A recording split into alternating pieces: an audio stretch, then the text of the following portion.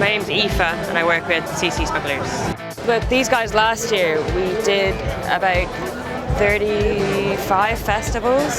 So we're doing 2 or 3 every weekend for about 3 months. Bluegrass, jazz, gypsy, folky style music. I was always guitar, bass, drums, like rock band, so this was a new area for me.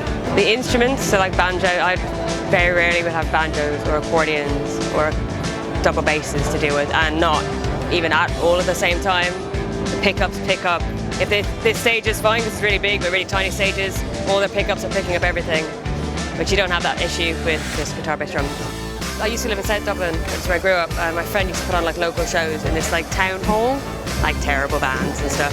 And there was a sound guy, and I hated the idea of being on stage. I played 1 gig ever, played bass and got really drunk beforehand to get me on stage. But I liked the desk, I found that way more interesting. So I did the same thing, I hassled him and I annoyed him.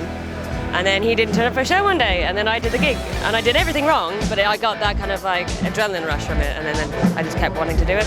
But I find that way more interesting than like dancing around on stage. Apparently we're called sound ladies.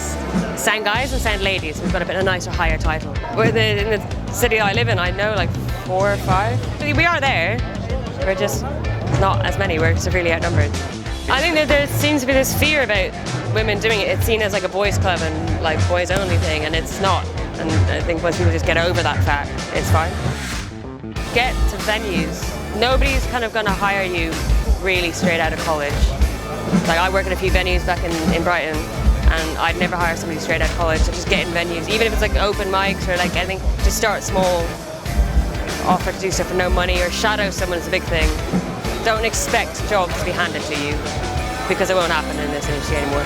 I guess there's always a fear when you can't play anything through the PA for a sound check, that like the first you hear it is the first song, and the second I heard it I was just instantly happy, if that makes sense. There was no worries about the PA and like, oh there's too much sub, there's too much mid, there's not enough top. It was just all nice. To the point where I didn't notice any issues, so that's always a sign of a good PA, when you don't notice an issue.